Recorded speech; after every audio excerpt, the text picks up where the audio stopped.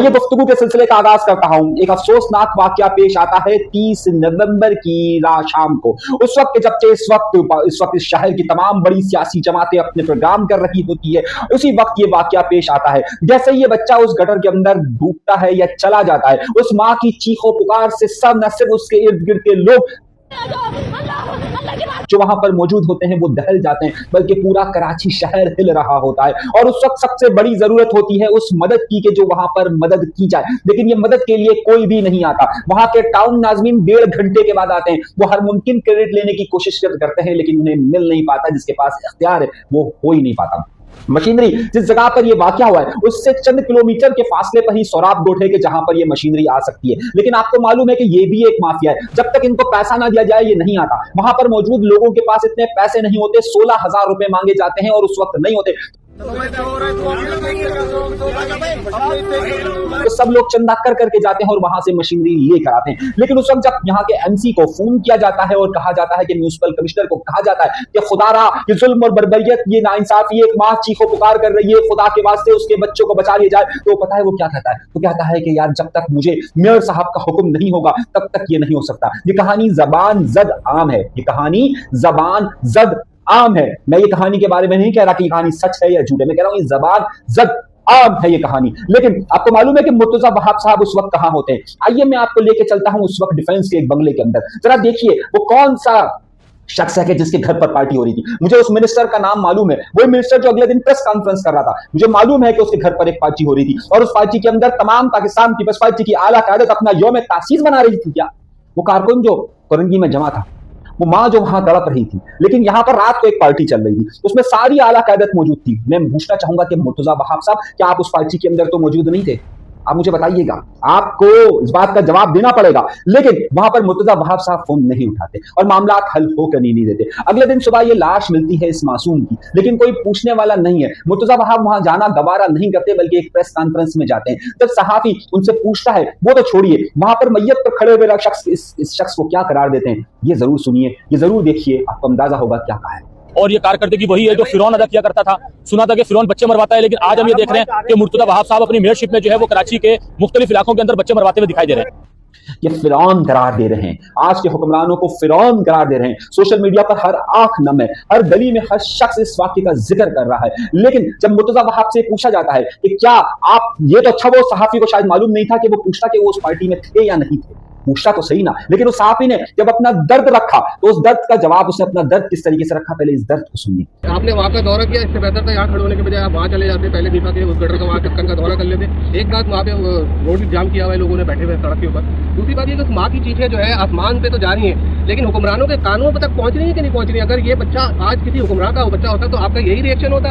आप लोगों को नींद कैसे आती है हमारी ये समझ में नहीं आता। एक अदालत, अल्लाह की भी अदालत है आसमान के ऊपर, आपको कभी होता है कि वहाँ जाके भी जो जवाब देना है? 17 साल से पीपल्स पार्टी शहर पे हुकूमत कर रही है, शहर की सड़कों को खंडर बना के रख दिया है। इस शहर के बच्चों का यही नसीब रह गया कि वो डंपर के नीचे आके नालों में गिर के और मैदानों में गिर के मरते रहे। आप लोग इस वक्त सोशल मीडिया पे ट्रेंड है गटर का ढक्कन, मुर्तजा वहाब इस्तीफा दो। आपको होता है कि इस्तीफा दे दें आप इसके ऊपर? अगर आप सवाल पर फोकस करते और तकरीर नहीं करते तो ज्यादा बेहतर होता है। जब इस दर्द को इसने बयान किया तो वो उस वक्त किस तरीके से लताड़ था। वो कहता है मुझे ना बताइए कानून, आप पार्टी बने हुए। जब इनसे सवाल पूछा जाता है तो ये चाहते हैं ये खुलेआम आए, तकरीर करे, ये एमक्यूएम को बुरा भला करे, ये जमात इस्लामी को बुरा करे, इसकी टांग खींचे, उसकी टांग खींचे और इनकी सियासत इसी तरीके से चलती रहे। लेकिन जब इनसे सवाल पूछा जाता है तो जवाब नहीं देते। आज पूरा कराची शहर नहीं, पूरा पाकिस्तान नहीं, पूरी दुनिया का हर दर्दमंद शख्स इनके इस्तीफे का मुतालबा कर रहा है। लेकिन जब ये मामला सिंध असेंबली के अंदर जाता है और वहां पर जब शजील इनाम मेमन इसका जवाब देने के लिए खड़े होते हैं तो आपको पता है क्या होता है? पीछे मौजूद 2 वजीर हंस रहे होते हैं, यहां पूरा शहर दर्द से जल रहा होता है। ये तस्वीर देखिए, इस तस्वीर से आपको अंदाजा होगा, इन तस्वीरों से आपको वाज़ेह होगा कि जब सिंध असेंबली में ये इजलास चल रहा था तो ये हुआ, मगर वहीं पर इनकी तकसीम नजर आई।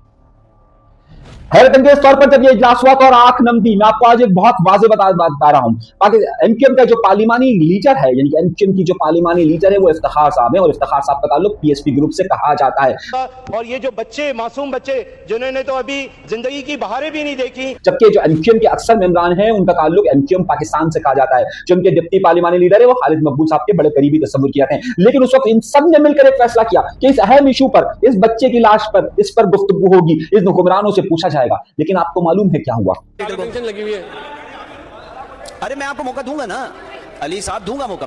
मैं आपसे वादा कर रहा हूं। जी आमिर सिद्दीकी साहब बात करें आप। आमिर साहब बात करें। आपके ऑनरेबल मेंबर, आपके अपने मेंबर, आमिर साहब आपके अपने मेंबर तैयारी करके आए।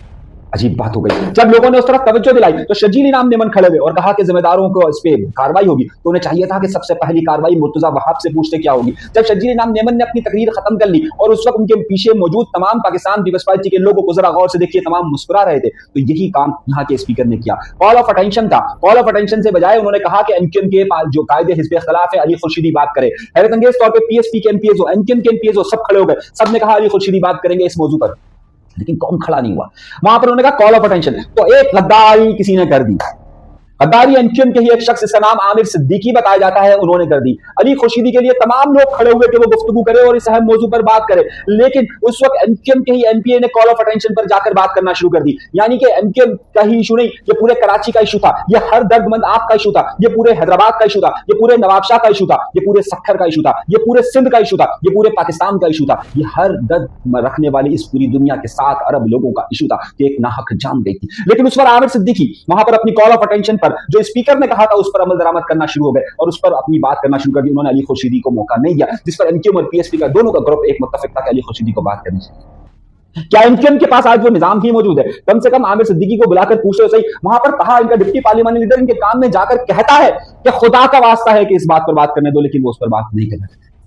कौन? खुद पीपल्स पार्टी नहीं, ये एमक्यूएम के लोग। और पूरी पीपल्स पार्टी मुस्कुरा रही होती है, पूरी पीपल्स पार्टी मुस्कुरा रही होती है कि एक शख्स जब दारी करता है तो पूरी एमक्यूएम के साथ क्या मामला होता है। वो क्या करते? एमक्यूएम मजबूर हो गई, एमक्यूएम ने फिर वॉकआउट किया और आमिर सिद्दीकी भी वॉकआउट कर रहे हैं। हैरतन के स्तर पर आमिर सिद्दीकी भी वॉकआउट करते, उसको तो बहुत जाना चाहिए था। कहता है मैं तो पीपल्स पार्टी के साथ हूं, मैं कराची की मजलूम आवाम के साथ नहीं हूं, मैं कराची की हर उस आंख के साथ मौजूद नहीं हूं।